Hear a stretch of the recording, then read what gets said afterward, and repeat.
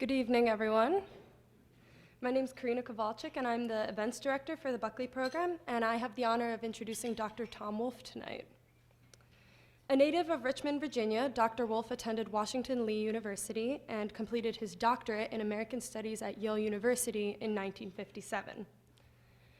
Tom Wolfe's career of fame started off in a very eloquent manner.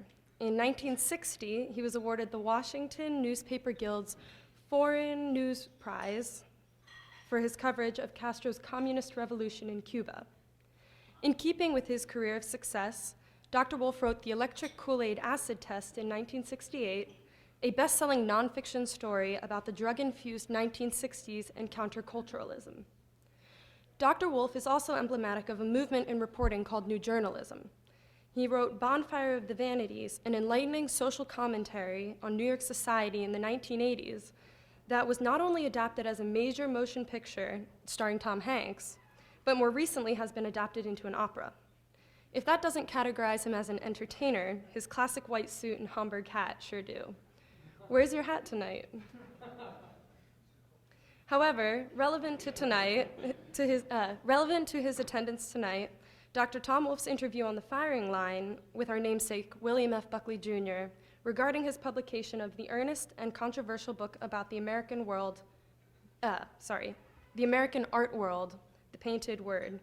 Please join me in welcoming Dr. Tom Wolfe.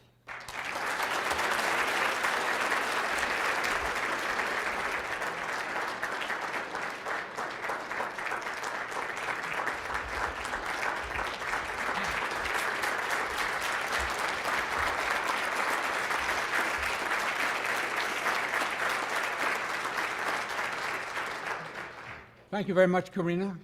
That was terrific. I hope everybody noticed tonight in the parade of firing line shows that was on the screen, I made the cut. I did, and which surprised me enormously because I was terrible. I thought.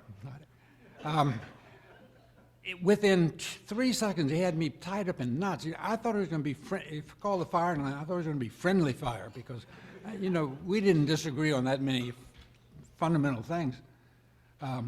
But he started it, and I tell you, I was practically speechless. But thank God I came out of it alive tonight. He did have an extraordinary approach to interviewing. Neil mentioned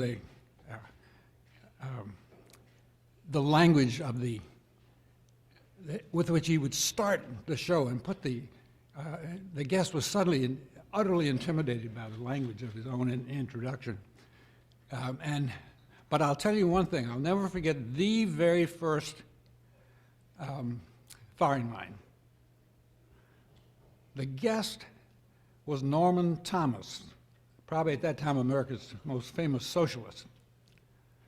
And so Bill had a very combative introduction to Norman Thomas. And he said, Mr. Thomas, you'll notice that it was 1965 when I started. You'll notice that America has never had a more prosperous and promising outlook in the tide of a capitalist economy. Why have you persisted in so many years in objecting to our mode of economy? What he didn't realize was, by this time, Norman Thomas was a very distinguished old man. Looked great in a very old, elderly statesman sort of way. And his eyes were almost shut all the time. And he never looked at Buckley. And he said, I think you'll find, if you follow economics and politics over the long haul, snapshots will tell you nothing. and he wouldn't. So he could not be provoked in any way, and so he started finding more and more combative questions, and Norman Thomas became the sage of all times, and his erudition and his great old man's looks were more than Bill Buckley could handle, and I think that was the beginning of the end of the really sharp-toned interviews. He went on with them, but he finally reached the point where he realized he was going to get probably better guests and better talk if he would at least leave them alive for about the first 15 minutes. And so it was a real instruction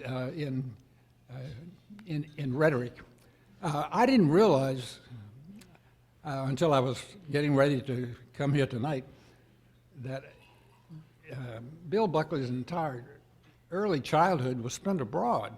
English was his third language after French and Spanish because of his father's business dealings. And I think he almost legitimately came up with that accent, which I at first thought was mid-Atlantic. You heard that expression, mid-Atlantic accent. But then I found out I was mistaken about that. I heard him on the radio one night. He was going on and on about the limits of the British Empire. And I was saying to myself, why is Bill Buckley going on about the limits of the British Empire? It just doesn't suit anything that he seems to be involved in. Only to discover that, in fact, it was Prince Charles.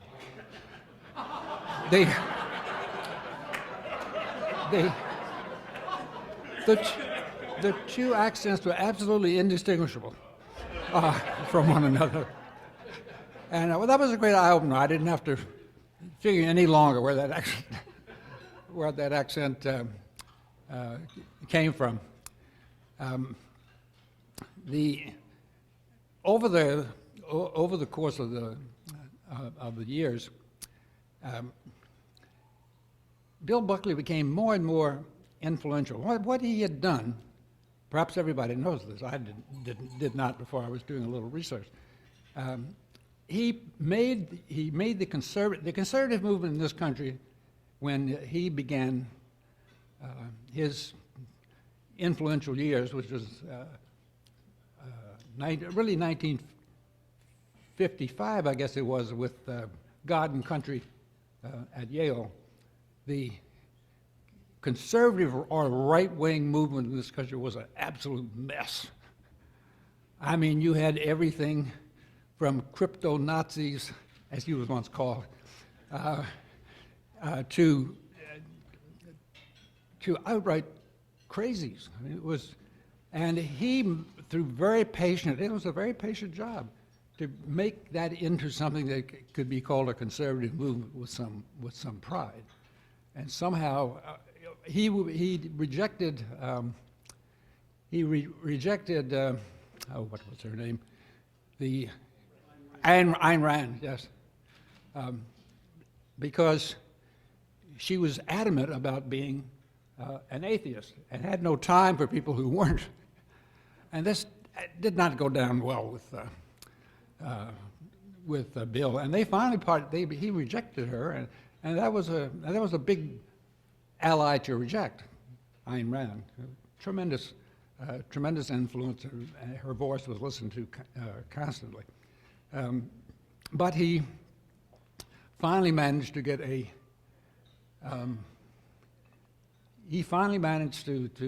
to get a coalition that has really worked. And as a matter of fact, I probably went a little overboard, but and one of his Bill's last appearances that I remember, I was one of the people delivering applause. And so I said, and I think it's true. I said of the people who've had the biggest influence with no money, and really I think by today's standards, Bill had no money. I won't hold, I mean, don't hold me to that, but he wasn't nearly as rich as everybody thought he was, and with no political backing at all. He became an influence on the scale of Freud or Marx, both of whom had no political influence, had no money. Well, he had more money than them, but that isn't saying a whole lot. Who managed to create enormous change in the way people think, simply through his words and his bearing. I don't think the comparisons went over all that well with Bill, Freud and Marx, but I thought it was tremendously apt. In any case, I think we can look to very few individuals in this country who, with simply their own magnetism, their own powers of rhetoric, have created such fundamental political change. And I think, in a way, that's the biggest tribute we can pay. Thank you very much.